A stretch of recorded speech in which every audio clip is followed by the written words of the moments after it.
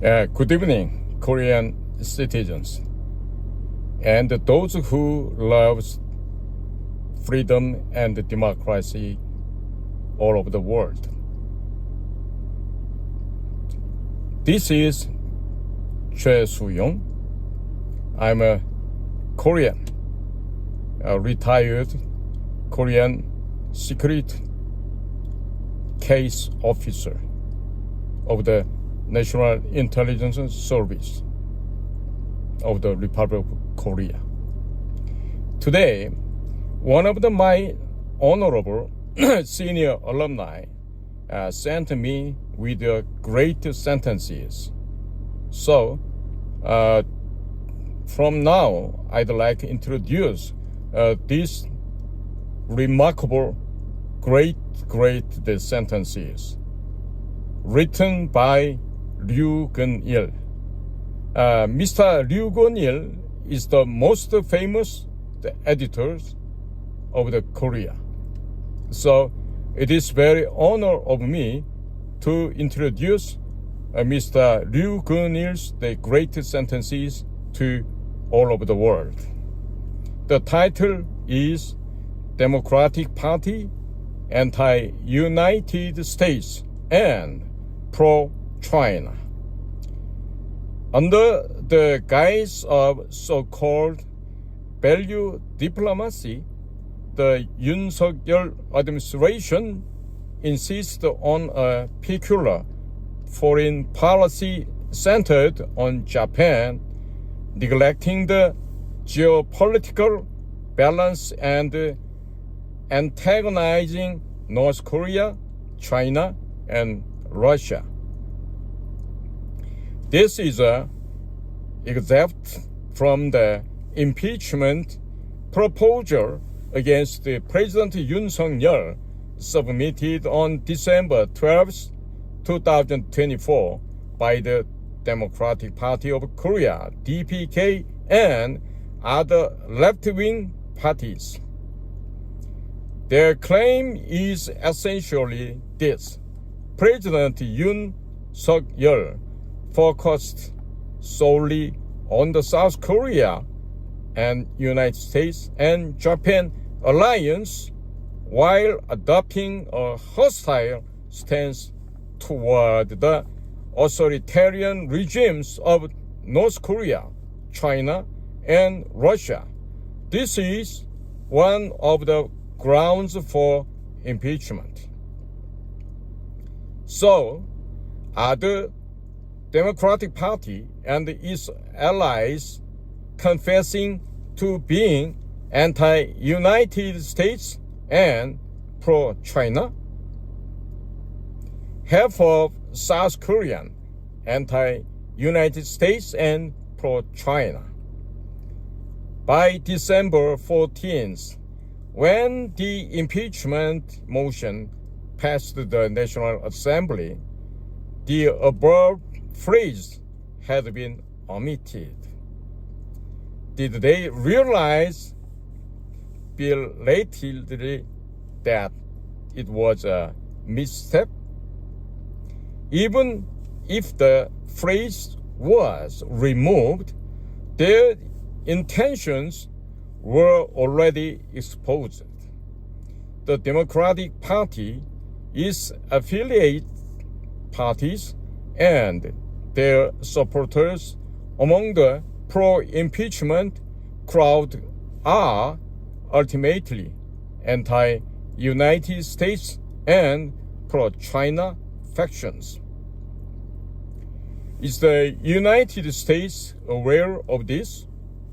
If nearly half of South Koreans whom the United States has considered allies are part of an anti-United States and pro-China faction, it means the United States has been deceived all this time with its eyes wide open. Aren't you angry, America? Anti-United States and pro-China send their children to study abroad in the United States. In South Korea, voters who support anti-United States and pro-China parties and politicians are as numerous as grains of sand on the beach.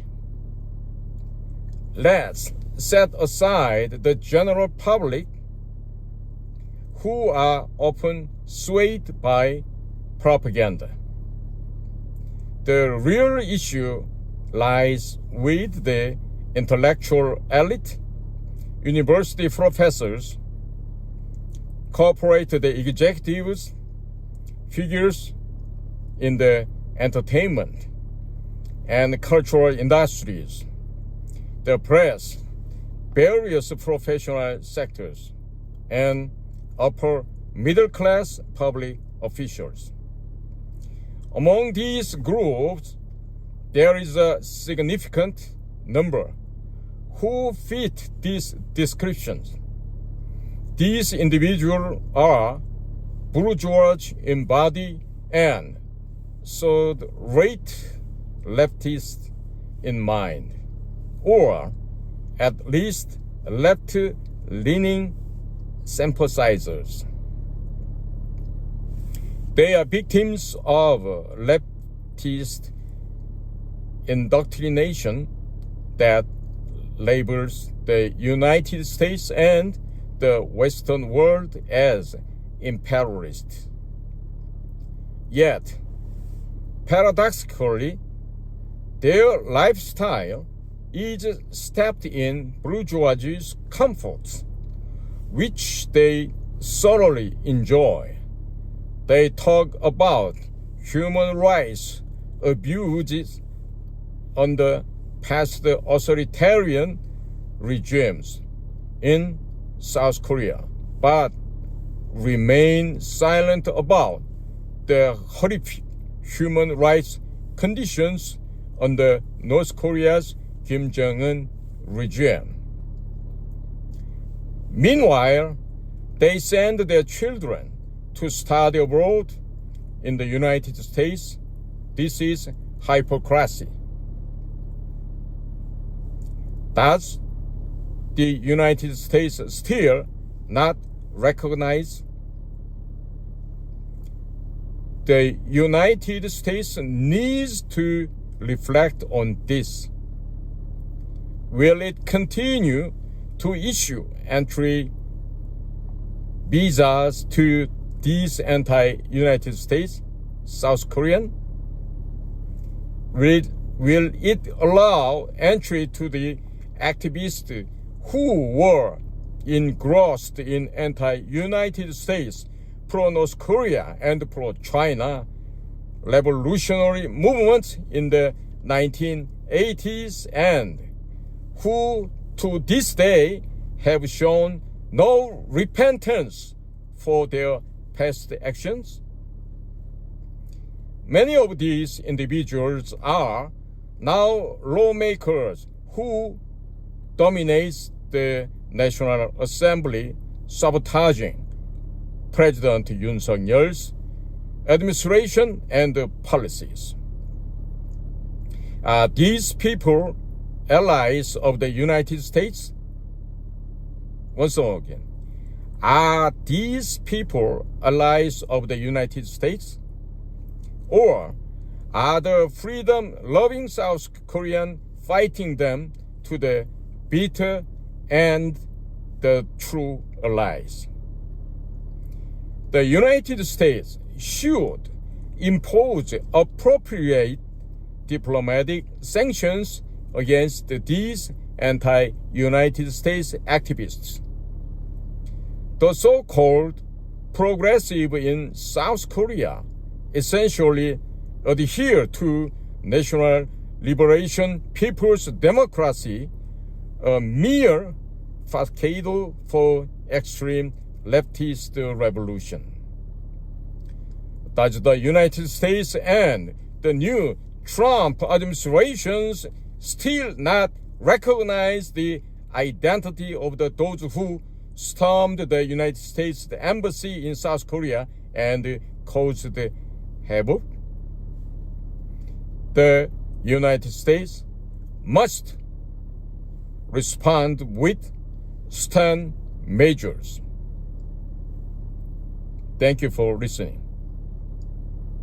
This is Indo-Pacific Strategy Institute. I am representative and the CEO, 최수용. Thank you. American citizens, God bless your country and the whole United States peoples. Thank you.